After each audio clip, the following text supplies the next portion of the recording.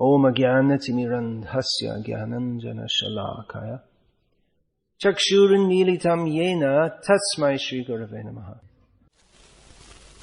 Who is the absolute? But how do we understand Janmadhyasya Yataha, based on which Upanishad Yatha? We say that means that it is the absolute truth is the Janma Adi means creation, maintenance and destruction. It's from Taittiriya Upanishad. The Yatova, this is quoted in Prabhupada's books also. Yatova imani bhutani jayante yena jatani jivanti yat yat visham vishanti tad vijigyasasta tad gameti. So this brings the two. We have the atato brahma jignasa. Now we should inquire into the absolute. So this is stated in the Taittiriya Upanishad verse this way. Tad vijigyasasta. This is the proper subject of inquiry. And then the next sutra of Vedanta Sutra, Brahma Sutra, is Janmadhyasya Yataha, the absolute. Janma Adi here is understood to mean, Janma means here creation. And then Adi means etc. So, or beginning with. So it means creation, maintenance and destruction. So, Tad Vijigyasasva, Tad Brahmeti. This is the proper subject of inquiry. This is Brahma. So, Atato Brahma Jignasa. And what is that? Yatova imani jayanti. Yatova imani bhutani jayanti. That from which everything, jayante, comes into existence or is born. Yena jatani jivanti, by which everything is sustained. Yat prayant labhisang vishanti, that by which everything is destroyed. So these two things go together. So Janmadhyasya Yataha, the first meaning of it, Janmadi Asya. Here, Asya, the first meaning based on the commentary of Vedanta Sutra is Asya here must mean of the manifested universes. Understanding that the Srimad Bhagavatam is the commentary on Vedanta Sutra. Bhashanam Brahma Sutranam, as is stated in the Garuda Purana, that this Srimad Bhagavatam is the commentary on Vedanta Sutra. So that this is the first way to understand. Although if the word Asya simply means all good. So if we take this to mean, that can also, here Srila Prabhupada has given the translation of Asya as of the manifested universes, which fits with Janma Adi. But if you take Asya to mean something else, which it could mean many things, then the verse can be understood in different ways also. Because the whole verse can then subject different disciplines. In this, Srila Bhaktistan Saraswati Thakur spoke on this verse for 30 days, and generally when he spoke, he didn't speak for less than 2 hours at a time. And it said that he gave 30 different meanings of the verse. So it's possible, right? Now you may say this is by Sanskrit scholarship, that different meanings. Not really. It's really that the Srimad Bhagavatam is it's not just a matter of in a scholarly manner screwing out all kinds of different meanings, but rather the absolute truth is described by Vyasadeva in the Shastra. And those who know, those who have the vision, they can see. It's not just a matter of poetics and linguistic analysis, but actually Vyasadeva has given everything there. And those who have the vision, they can, just like, I was giving that example, that in milk is ghee.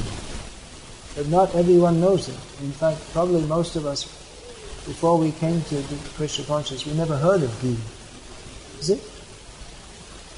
We didn't know what is ghee. So, many people see milk, but not everyone knows that there is even such a thing. Or even if you see it,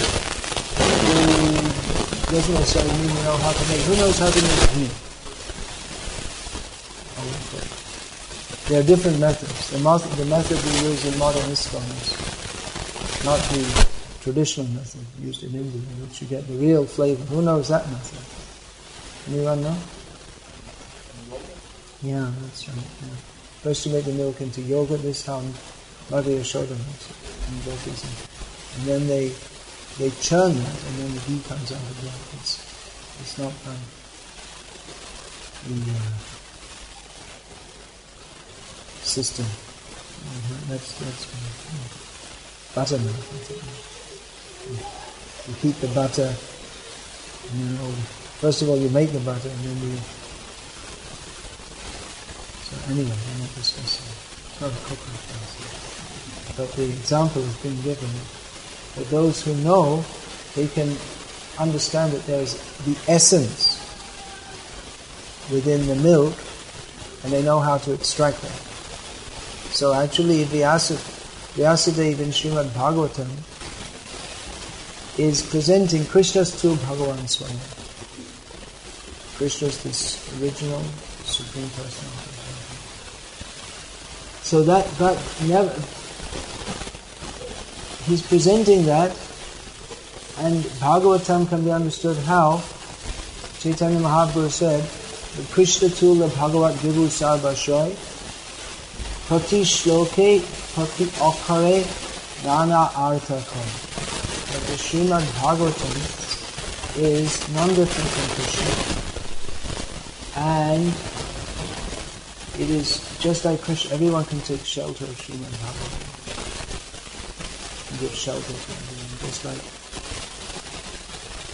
since I've come to Croatia, I've been hearing about the various difficulties that devotees are going through, even within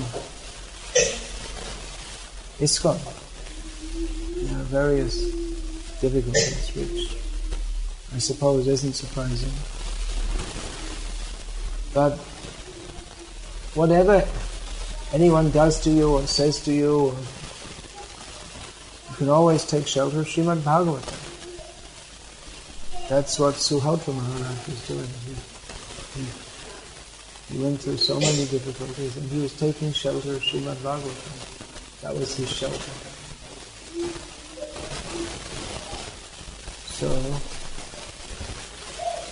Sarva Ashra. Sarva means all.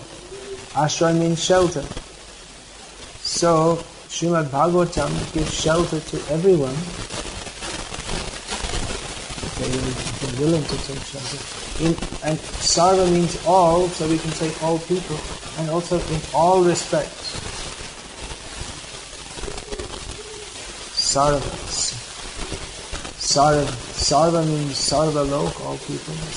Sarvata, in all respects. In all times, Sarvakal, in all places, Sarvadesh.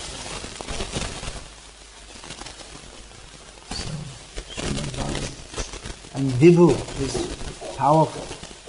Krishna is powerful. Srimad Bhagavatam is powerful. So his power, from our perspective, is manifest by his creation, maintenance, and destruction of the universe. But there are various ways of understanding his greatness. Because we're in this material world, we think that his creation of the material world is something very great. But at different levels we can understand his power. Only he has the Shakti. Power means Shakti. And the original Shakti is Radharani. And there's no question of Radharani focusing on anyone else but Krishna. And only Krishna is powerful enough to accept that love, which is so powerful. So power is also there in love. And there's a different kind of power. And it's not manifest as creating universes, destroying universes, holding up mountains. Atlas holds up the mountain with great difficulty, big strong muscles. Little Krishna pulling his mother's sari, little boy. That power, he's all powerful. And we may think, well, how is it that Krishna, he's just a little boy pulling out his mother's sari, how is it that he's holding up all the universe? Atlas looks very strong, he's only holding up the earth. That's the Greek idea. He's struggling to hold up the earth. And Krishna's holding the whole universe. Well, that shows how powerful he is. Because for Krishna it's not a big thing. If he had to struggle to hold up the universe, what kind of God is that? Struggling. For him, holding up the universe is creating, maintaining, and destroying the universe is so insignificant, he's not even that much interested in it. He's interested in pulling his mother's sari. Well, feed me. He's interested in love. So, the crippled concept of God is of one who is we think of his power in terms of muscle power, or the power to control, the power to destroy, the power to punish. So that's all there in God, but he himself is more interested in Radharani, who is so powerful that she controls him. It's difficult to say who is more powerful. Radharani is more powerful, but then she's not different from him. She doesn't create, maintain and destroy millions of universes. He does that. But then she controls him. So anyway, the point is that this word asya, of this, what is the this? It can be understood in various ways. The first understanding, because we are to inquire into the concept. So the first understanding is from our perspective, Shaka Chandra Nyaya. From our perspective, we're in this material world. Shaka Chandra Nyaya means the child is to show to the mother, the mother is to show to the child what is the moon. Everything has to be taught to the young child. So the child knows the tree in the courtyard. He's familiar with that. So the mother points out that you see the tree between the branches, that round ball, that is the moon. So actually the moon is a far greater manifestation than the tree. Far more important than the tree. But because the child only has experience of that which is close to his immediate existence. Therefore, to indicate the moon, it is useful to indicate in relationship to the tree, although the moon is actually far beyond the tree and far greater. So in the same way, in the beginning, we may indicate that God means who is so great, he creates, maintains and destroys the universe. But actually, that's not very important for him, in his own point of view. In his own point of view, he is much more interested in running in the forest of Vrindavan,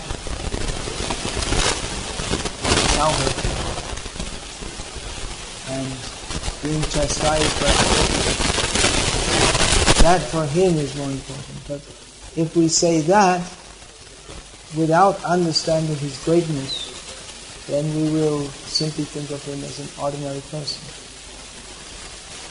As Brahma found out, he himself never understood. Anyway, we've discussed all these points previously. In the last 2 years, when we were discussing this verse, in the last 2 festivals, we got as far as Itarataha. Itaratas Charteshu. So now we have to discuss it. Let's go through. Now with Asya, you see. These points are so important that we can discuss again and again, even though we discussed the Janmadhyasya Yataha we discussed 2 years ago. It's time to discuss again. If we go on like this, then we'll never get to the end of the verse. We'll be here. 50 years we'll be doing this festival. And but there's no need to get to the end also, because even if there is no end actually, so even if you remain at the beginning is the end, because the beginning is Krishna and the end is Krishna. And even when you reach the end of the Bhagavatam, what do? You go back to the beginning and start. So somehow or other we should remain discussing Krishna Katha. So Asya means of the manifested universes. Yataha, from whom? We were doing. So again, Yataha, that will be Asya Yataha. So again, Yataha, if it's one of those words which can be understood in reference to various objects. So here the subject under discussion is Vasudeva.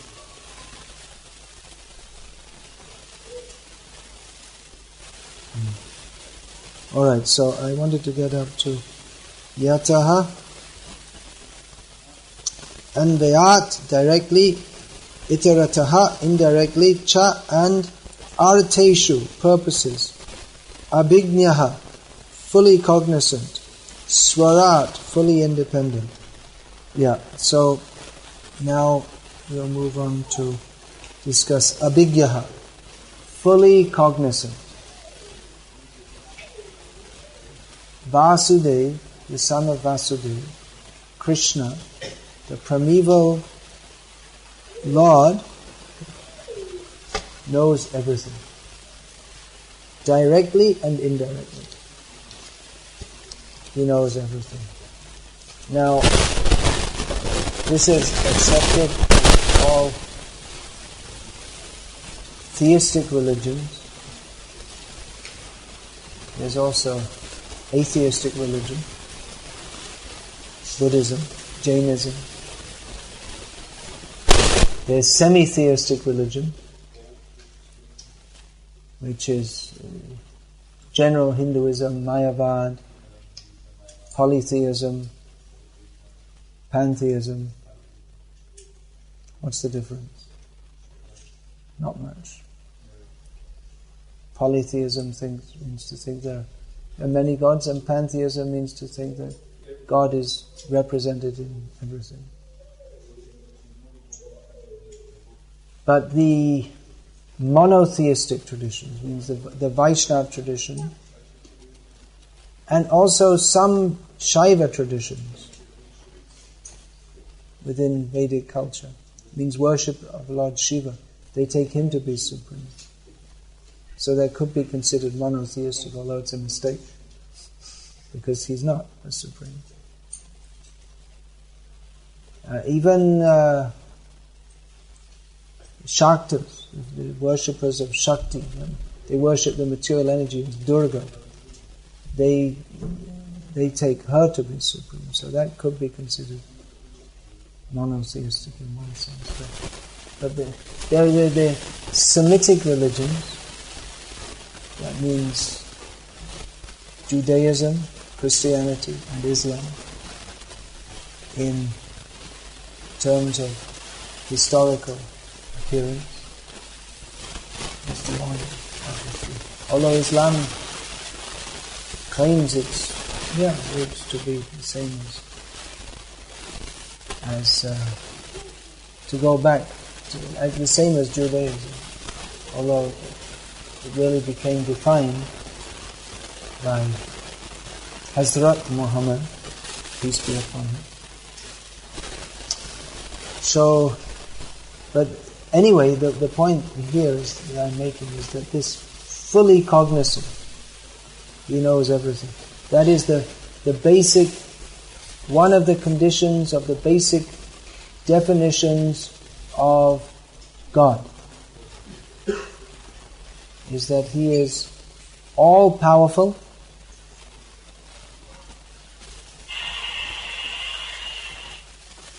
that's omnipotent. You have a word in your language like that? Omnipotent. He is all-knowing, omniscient, and present everywhere. All-pervading, omnipresent. So this is one of the conditions of being God. If He doesn't know everything, He's not God. So this is a good challenge for the bogus gods, of which there are, unending so-called avatars in India.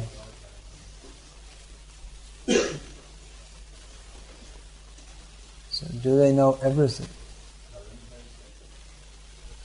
Are they all powerful? Are they present, all present? Now, that He knows everything, that it's very difficult for us to even imagine this, because we, as part and parcel of the Supreme Personality of Godhead, we all know many things. We couldn't even count all the things we know. I mean, apart from things that we, kind of things that are considered knowledge, education, we learn at school, so many things. And we usually forget most of those things, although the knowledge, we're told by the psychologists, remains subliminally, at least. We don't fully forget it. Now, and then even after we leave school, we may go on reading books and magazines and seeing National Geographic Channel, Discovery Channel, History Channel, and we may learn more things by discussion with people. We learn things which are considered knowledge. Now, apart from that, can you understand the English? You can follow? This is all right. It's not the easiest subject or words that are used here, because we're discussing the absolute truth, which is not in. It's not child's discussion.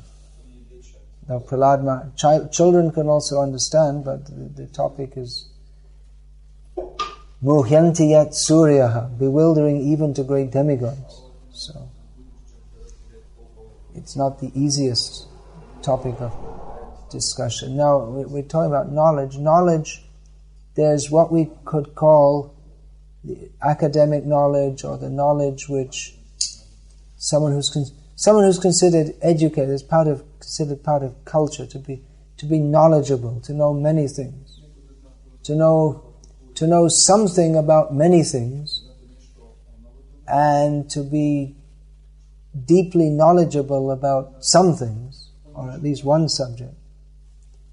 This is considered the sign of an educated or cultured person. Now, apart from that kind of knowledge, we all have an immense stockpile of knowledge that we receive at every moment. At every moment, we are receiving knowledge through the Gyan Indriyas, the knowledge acquiring senses. At every moment we see something.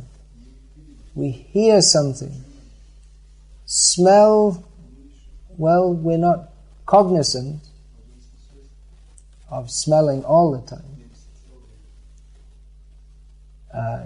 Tasting is also something that it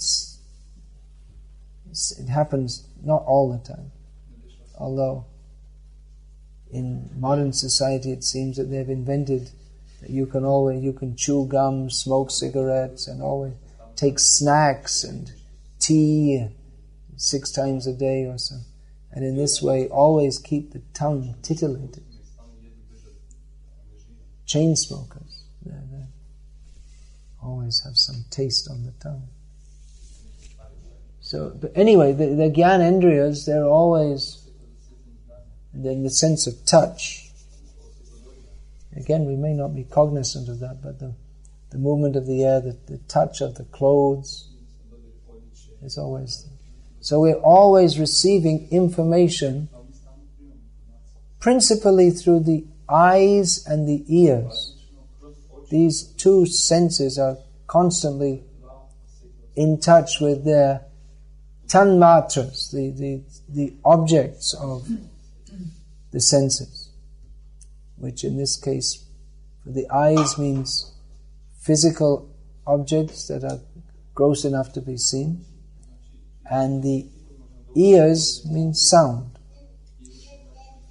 So always we're receiving information, and that's also a kind of knowledge, which is, we may not, sometimes we're very, very conscious of something, to the extent that we become unconscious of other things which are actually, there may be something which is within our hearing range, but we don't hear it because we're so absorbed in something else. The example is given in Shastra of a cobbler or a workman. He's working on the side of the road. That's quite common in India. People, they make something on the side of the road, and it's their shop also. So they're making some shoes, and someone may come and buy something, and then they stop making while they sell it. They may be making mats or something. They're making it, and it's a shop come workshop. So someone may be so absorbed in making the mat, the design of them, he's completely absorbed. So the king's party goes past with trumpets and gongs and bells, and he doesn't even notice because he's so absorbed. This example is given in Shastra of how one may forget the material world while being absorbed in Krishna consciousness. It's also an example of how of certain levels of consciousness, how it's used in various ways. So anyway, the point, this is an example of being deeply absorbed in some activity. The conscious is completely absorbed. But all the time,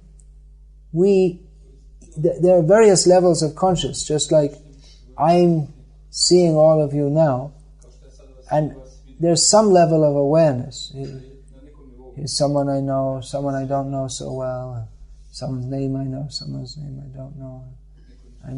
And to some extent I'm aware. If I start to think about it, then I can see, oh, this person's wearing this kind of clothes, and what. Sometimes devotees used to, I remember at Bhaktivedanta Mana where I joined in England, that one devotee, he used to make a quiz at breakfast time. Just after the class, we just had the deity greeting and the class, and then he'd go and ask the devotee, what color dress was Gokulananda wearing today? And see who was actually conscious. That we're seeing the deities, and how much focused are we on seeing? Was he dressed today with a makut, a helmet, or a turban? And then you have to see who was. Which flute did he have? Because Krishna has different flutes. So which flute did they give him today? So how there are levels of awareness, and just that we see. All right, I see. All right, I'm looking straight ahead now. In my neck at this angle, I can see Vidriti Prabhu's smiling face. But there's also the vision at to a certain angle, and we don't see things much out of the angle. It's said that the subtle vision of the auras of people, that is seen better through the side angle. So it's said. And you're not looking directly. I don't know. Because sometimes devotees said they saw like Prabhupada is shining like out of it. They see from, they're just aware on the side of the out of this.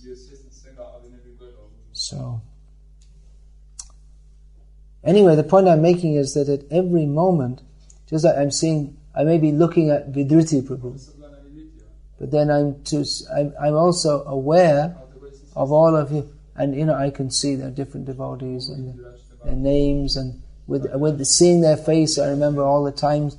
Automatically, without thinking about it very much, but if you say I know someone, it means that all different times I spoke with them, interacted with them, what other people have said about them. We have a whole impression about them. So at every moment we are taking in impressions, and that adds to our stockpile of knowledge. And it's all stockpiled and processed within the mind. So we have such a vast, and it's not only in this life, even from previous lives. So we have an incredible stockpile of knowledge that we ourselves are not aware of. We couldn't even possibly count or quantify how much we know. We know a lot. But on the other hand, we don't know very much at all. We don't know when we eat food how it's being digested. I mean, you can study biology or medicine or whatever to find out how the food is digested, but it's not like, okay, now this gland, now tongue starts salivating. We don't, okay, now the digestive glands, let forward your liquids. We don't, it just goes on automatically. So we don't even know how our food is digested. We don't know the different cells within our bodies. You go for a medical checkup and you find out, I got cancer. I have anemia or something like this. Anemia? It's the same word in your language. What's the word? Yeah, it's the same word. So we're not aware of what's going on. On the one hand, we know so much. On the other hand, we know so little. And even a great scientist, he knows so much from our perspective, but then he knows so little from his own perspective, if he's honest. That however much you know about a subject, there's always a lot more to be known. So on one hand, we know very much. We know so much that we can't even imagine how much we know. And on the other hand, we know so little. And even the biggest brain only knows very little about some small area of knowledge. I mean, Einstein was brilliant, relativity theory. But how much did Einstein know about botany? Probably not very much. probably more than most of us, because he was a big brain and he was a scientist. How much did he know about... He's telling the word for botany. Yeah. How much did he know about geriatric medicine?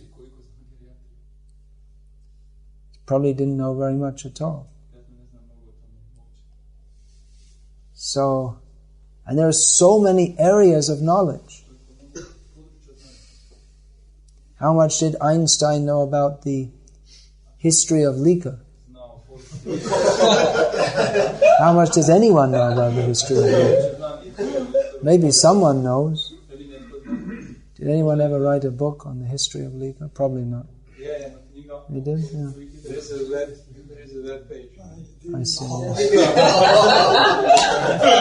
www.lichka.com. You see, he knows something which we didn't know. Now we learn something. And if we go to that website, then we'll learn something. It may be true or not true. Because it's probably written by a Croatian. No, by Serb. Oh, by a Serb. Okay. If it was written by a Croatian, then the recent history would be presented quite differently. I remember at school, because I was at school in England, the history class, Napoleon was presented as a buffoon. Buffoon, is like a clown figure. They showed cartoons from the English press at the time of Napoleon. But in France, they have a different perception. They think Napoleon was a great hero. So history means the biases of different people.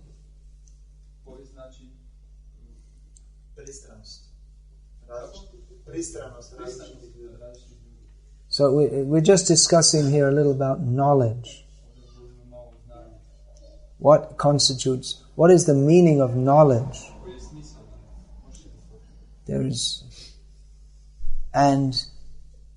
But it's totally beyond our scope of imagination how God, he will say God, because later we have to talk about Krishna. First of all, let's talk about God. What's the difference? Well, God is the official position of Krishna. God means the Janmadhyasya Yataha. He is the source of all emanations. He maintains everything. He destroys everything. Another quality being discussed now is that He is omniscient. Abhigya. He knows everything. So this is God. But beyond being that all omniscient, omnipotent, omnipresent, Krishna is all loving. So he's beyond the definition of God, is the person Krishna. They're not different, but the person Krishna, and this is the wonderful presentation of Vyasadeva in Srimad Bhagavatam. This is what Krishna consciousness has to offer to the world of theism. People may say, why you must have come across this in your country. People say, why did you leave your own religion? What is there? Why, if you want to be religious, that's all right, but why don't you stick to your own religion? Well, the answer is, there could be many answers to that question, but one is that the Semitic religions, they only teach about God, but they don't teach about Krishna. And actually, even about God, they don't teach very well at all. They really don't have much idea of how, just like Srila Prabhupada would say, that it's good to say that God is great, but it's not enough. You should know how He is great. So in Srimad Bhagavatam is described Bhagavat Tattva Vijnanam, scientific knowledge of how God is God. And more than that, there is beyond His Godness, who is He, His personality. Now, in the Semitic religions, they state that, well, there are some differences there. I'm not very sure about Judaism. But in Christianity, of course, Christianity, there are many different branches. But we can say, basically, that, well, there's a belief in God the Father. So Father means person, which is contested in Islam. They say, no, how can God be a person? But Srila Prabhupada was saying, well, how can He not be a person? If we're a person, then how? We came from Him, or we're dependent on Him. How can we have any facet that is not in Him? And then in one sense, we're more than Him. But the personality, what is the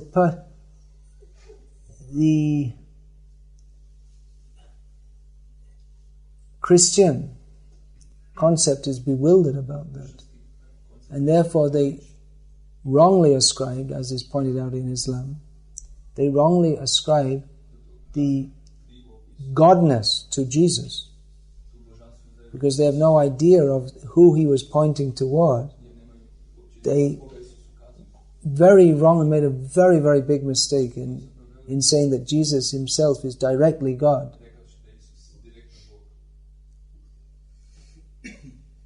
So, who is God? That is described in detail in Srimad Bhagavatam. And in fact, not in any other literature. Vishnu Purana, to some extent. Yes, in Vishnu Purana also. The nature of God.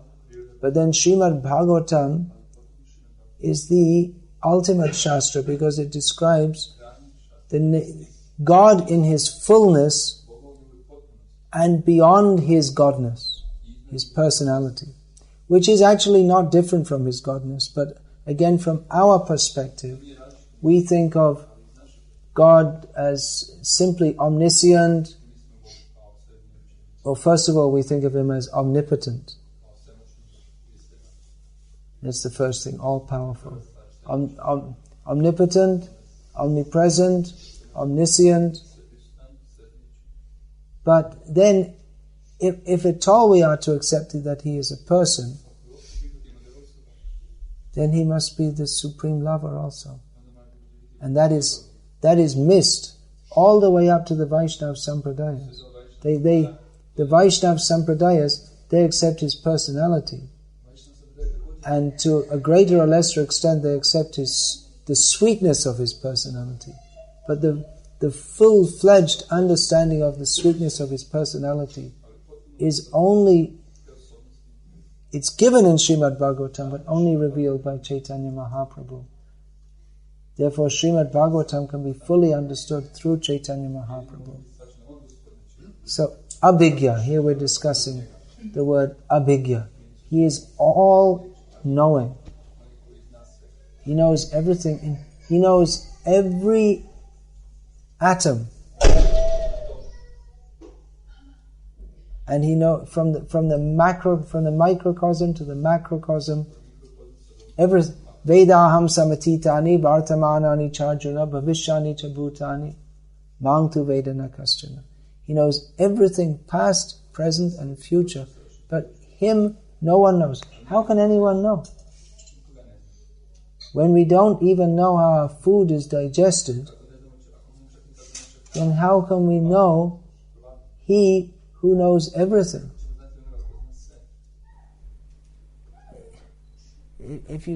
If you want to know a person, just to know a person, you can know in so many ways. You can know psychologically, you can analyze. You can analyze sociological, sociologically his role in society. You can analyze anatomically and anatomically what kind of in Ayurveda you would say this person is pitta predominated or vata predominated or cough predominated, and then there's kapha pitta, pitta kapha, vata pitta, like this. They're different.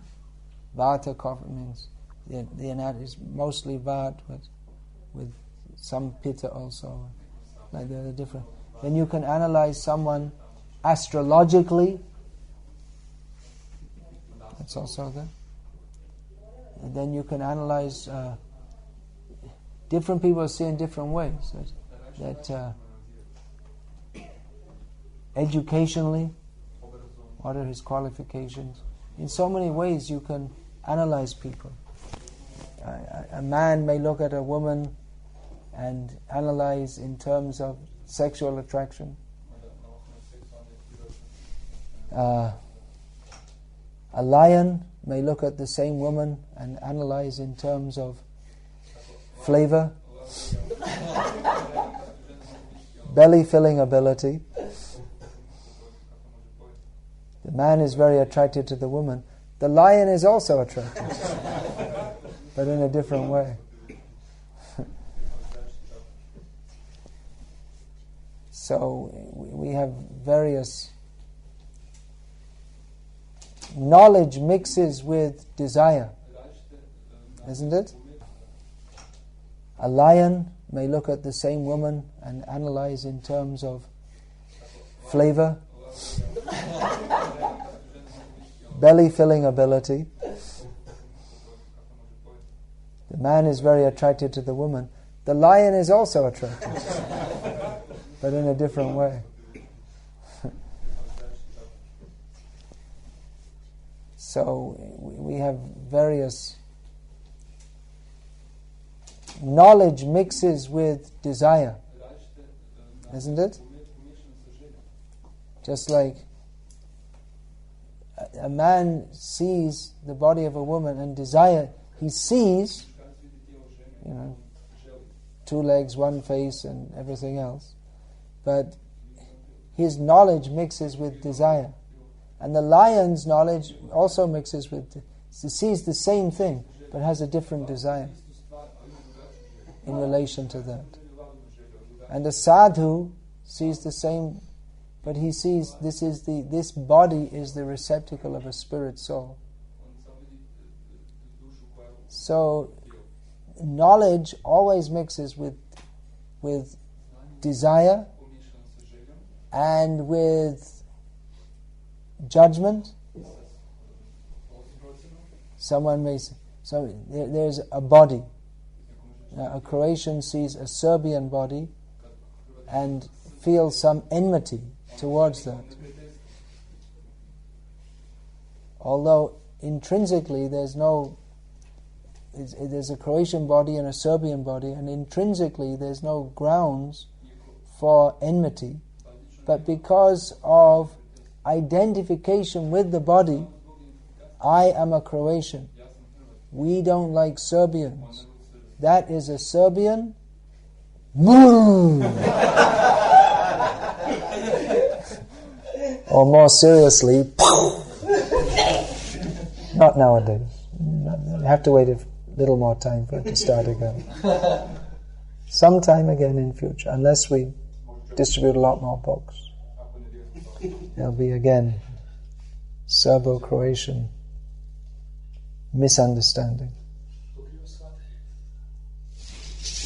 So, this knowledge mixes, just like I was saying, Napoleon, the history of England is mixed with Napoleon from the English point of view, at least when I was at school. Now they're probably more fair.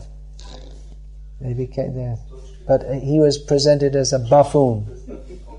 Whereas from the French point of view, Napoleon, great hero. So the same person, the same activities, but are seen from a different perspective due to perceived self-interest. I'm English, we're all English, and we don't like the French. The French are our enemies. So that's the perception.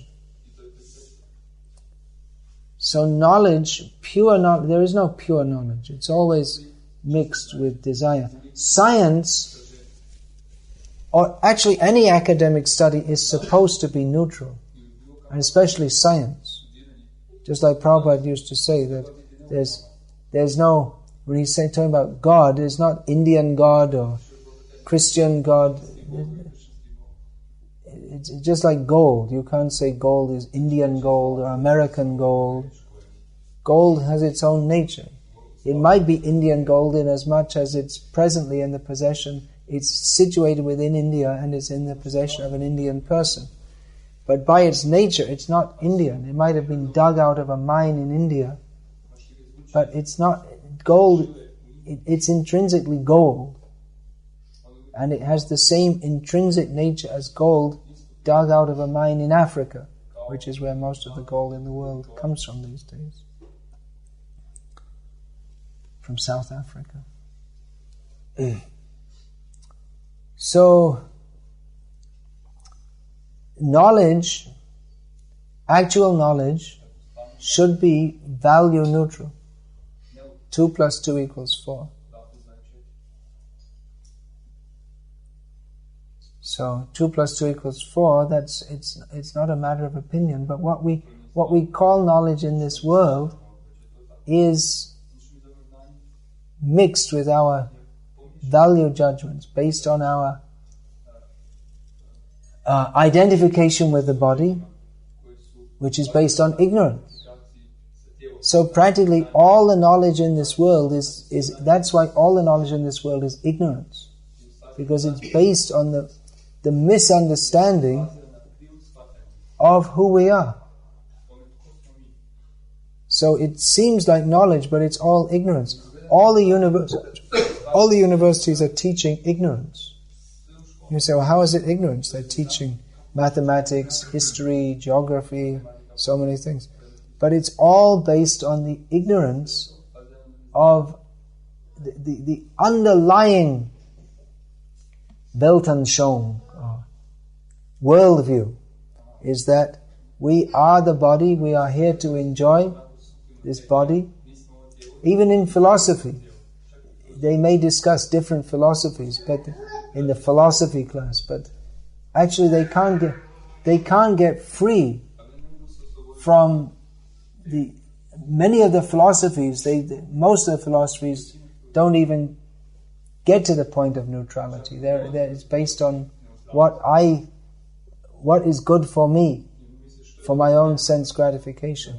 And even if theoretically they try to show a neutral viewpoint of the world, they can't, because we are living beings, and we cannot. The fact that we are absorbing knowledge means that we have self-interest. We're conscious living beings, and we have self-interest. And if we misidentify our self-interest as being separate from that of serving Krishna, then whatever other knowledge we imbibe is going to be based on a misunderstanding. So everything that goes on in the name of knowledge in this world is actually ignorance. It's knowledge on the platform of ignorance, which comes. It's like multiplying any number by 0. What do you get? 0. The result is 1 million raised to the power of 1 million, which is a pretty big number, times 0 equals 0. So all the knowledge in this world, without knowledge of Krishna, is 0. Or worse, because it takes us away from Krishna. So Krishna knows everything, and he knows everything that Einstein knew, plus all the problems that Einstein was trying to solve, and they're still trying to solve. Einstein, when he died, there's the problems in science which are going on up to the present day, which Einstein couldn't solve, and still going on. But they didn't get past the resolving the conflicts between relativity theory and quantum theory, and it's still going on. So Krishna can resolve it, but probably Krishna knows everything, but from a completely different perspective. But he knows all the theories. He gives them the theories. When people dream up philosophies to deny God, where do they get the intelligence to do that from? From Krishna. When people know things and they misknow things, how is that coming? From Krishna. Everything comes from Krishna. All knowledge comes from Him, and even the misrepresentation of knowledge which we consider to be knowledge, that also comes from Krishna. And all the conflicting theories, people argue, they come up with one theory, and someone argues against it and gives another theory, and both the theories are wrong, because they don't recognize Krishna. All that knowledge, or what is considered knowledge, comes from Krishna. But Krishna actually, apart from knowing all the wrong things that we all know, or we don't know, everything that we know or we consider that we know, Krishna knows, but He knows everything, but everything from the right perspective. He gives the wrong perspectives because we want to forget Him, but He also sees everything from the correct perspective, which is His perspective. So everyone says, I think. Well, I think. Philosophy means different thinkers. And they're all, I think. But when Krishna says, I think, that's a fact. He knows. What He knows is correct. So Krishna knows everything, and it's completely beyond our ability to even begin to understand how Krishna can know everything. To know, just like I many years ago on TV, I saw some TV program that two scientists of, I think it was Oxford University, they had spent 5 years studying 1 acre of woodland in England. And they were studying the ecosystem and how everything interacts with each other, and the growth of the trees, and I don't know what. But you could have 1,000 scientists studying the same subject for all their lives. You can never possibly come to the end. Even if you study one insect, you could have 100 of the biggest brains in the world. There's so much. How this insect reacts with other insects, its cellular system, the cells within its the atoms within. To study one atom there's no end to it, because knowledge of anything is unlimited, and Krishna understands everything, microcosmically, how everything interacts with each other, macrocosmically. He knows and understands everything. And it's completely beyond our ability to even begin to understand that. But if we deny, if we say He doesn't know everything, then there's no God. If He's God, He must know everything, which means that He is beyond the scope of our understanding, completely beyond the scope of our understanding. And yet, as Srimad Bhagavatam begins with telling us that God is abhigya, knowing everything, and goes on to describe Krishna running in the forest of Vrindavan. it requires an acharya to present these 2 points. Brahma was bewildered. Brahma says, I know God, Narayana. I can accept him as God. But Krishna, God, how can he be God? When he's just running around in the forest. So this is the ultimate theism, and theism beyond theism. Theism beyond, understanding God beyond his godness. And I want to say, well, how can there be anything beyond his godness? But theism means to accept God as a person. Mayavad is not theism, even though they may talk of God, but ultimately they deny his personality.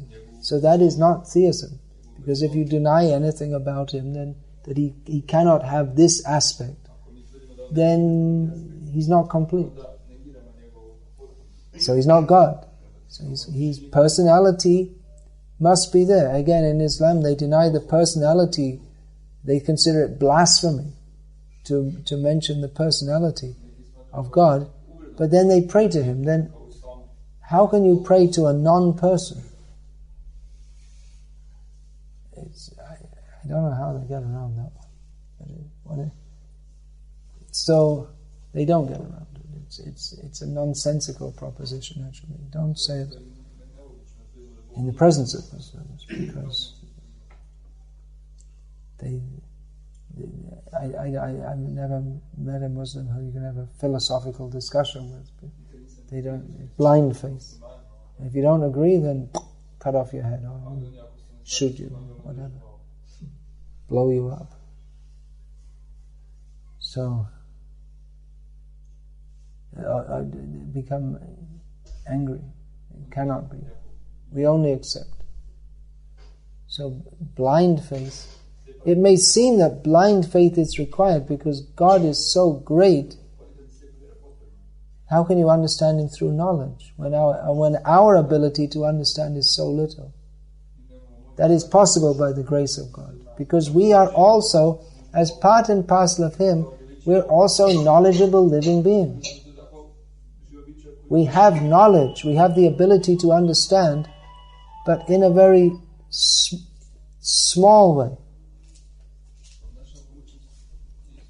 But then if our knowledge is not focused on him, then it must be focused on not him, and there is nothing but him. So not to be focused on him means maya, illusion. So our knowledge, or the propensity, just like he knows everything because he's complete, and we know something because we are part and parcel of him, but we're not complete. So we can know something, but the propensity to know is there. And if the propensity to know is not focused on him, then it must be focused on the consideration that there is anything but him, which is maya, because he is everything. So we can know him to some extent. And Bhagavatam teaches about him fully. That means as fully as we can understand. But to understand him fully is not possible. But at least we have to accept he is all-knowing. How he can know everything is beyond our ability to understand, because our ability to know is so limited. But at least we should accept that he knows everything. That is a basic principle of theism. Is there any question about this?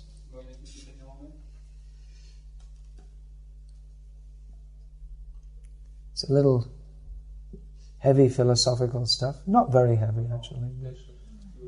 But it may seem that, well, why don't we just talk about Krishna and Vrindavan? Yes, we should talk about Krishna. Definitely we must. But this basic understanding must be there. Otherwise, we'll make the same mistake as Lord Brahma made. We'll think that he isn't God, or we'll take it in a sentimental manner. So, Vyasadeva has presented Krishna in Bhagavatam, beginning from this. Janmadesya yatonvayad itratas chates swarat. So he started from this, and those who are to approach Krishna, who is described in the Bhagavatam, especially in the 10th canto, they must begin here.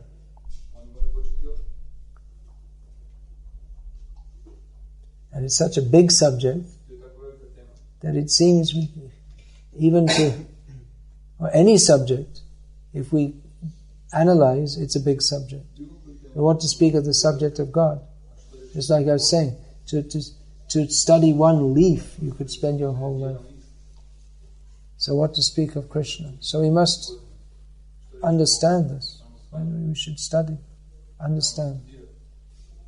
And not go beyond this, but taking this knowledge, which is possible to understand. Again, how we understand this knowledge is another point. It's not simply by an academic method. But taking this knowledge, then we go through the whole Bhagavatam, and eventually come to the 10th canto. What's your question? Actually, want to know, in one sense we see that our acharyas and even great devotees in Islam very learned, especially The level of learning in the modern age is much less. Things are going down fast. The level of learning of Srila Bhaktisiddhanta Saraswati Thakur's disciples was just far greater than the present disciplical followers. The average level was much greater than the present disciplical followers either in ISKCON or Gauriya Math. That's why sometimes devotees say about me, "Oh, he's a scholar." Or when I know something a little about the level of scholarship, and I know for sure I'm not a scholar. Then on other hand, you know something now, also having associated with the last year with scholars.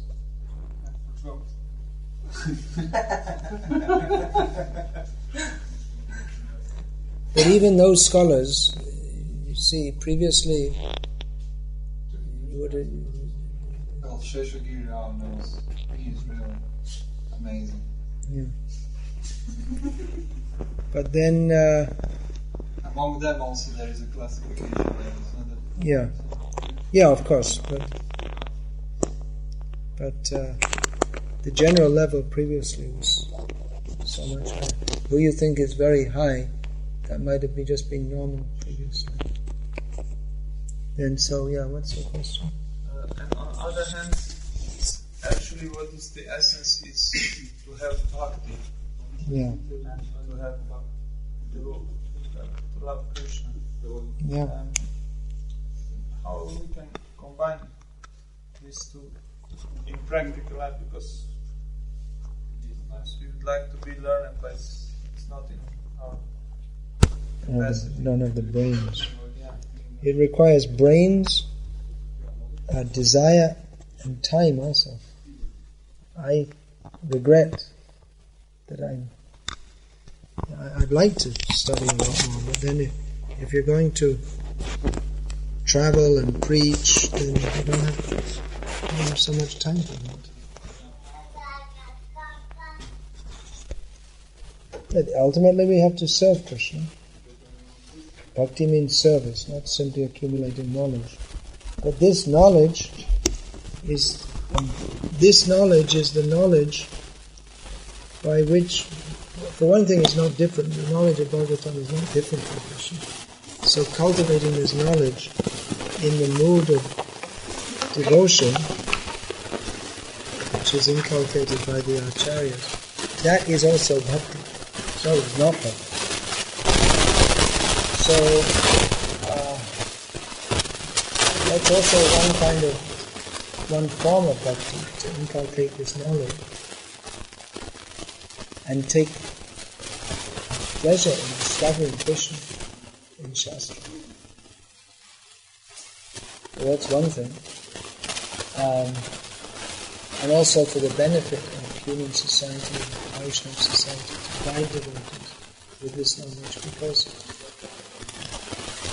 you can just chant and dance and serve and become very advanced.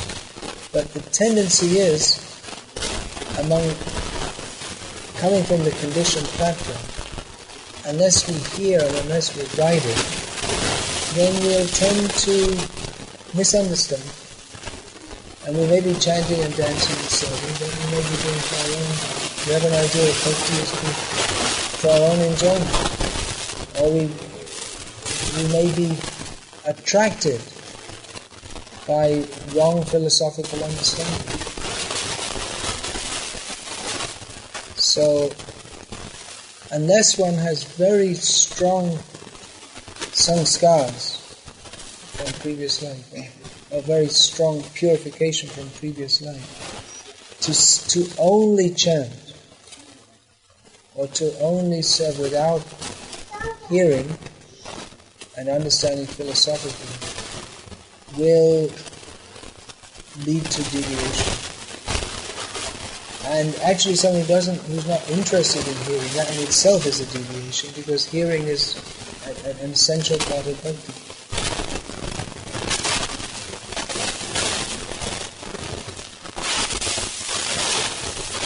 So there may be different levels of hearing and scholarship, but every devotee has to understand the basic principle.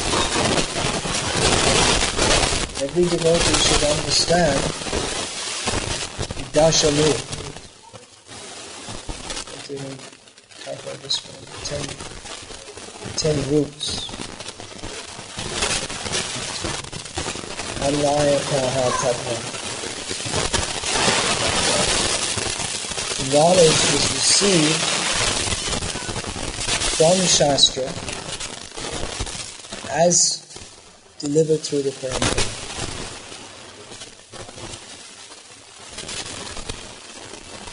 Harim iha param. Hari, Krishna, is supreme. Sarva Shaktim, is all powerful, which includes, actually, today we discussed omniscience. But Sarva Shaktim means also that he's all-knowing, he's omnipresent. That is included within Sarva Shaktim. Yeah.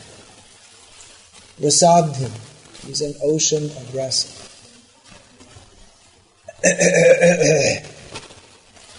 Tadvibinang shang sajivam, the jivas are his separated parts and parcels. Maya kavalitan, they can be captured by Maya, or tadvimuktat, or they come in two states. One is captured by Maya or free from Maya.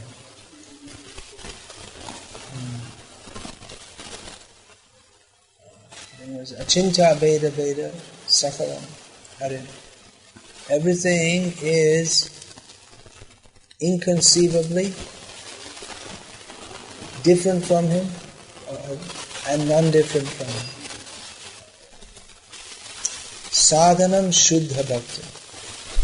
The process of sadhana, the means to attain him, the means of attainment is the process of Shuddha Bhakti, pure devotional service. And Sadhyam Tat Priti. The goal of the sadhana is to attain love for him.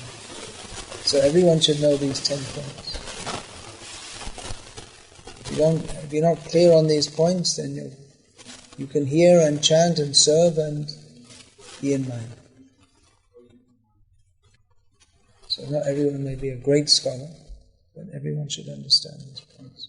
And actually at initiation, one should be initiated. One is initiated into this.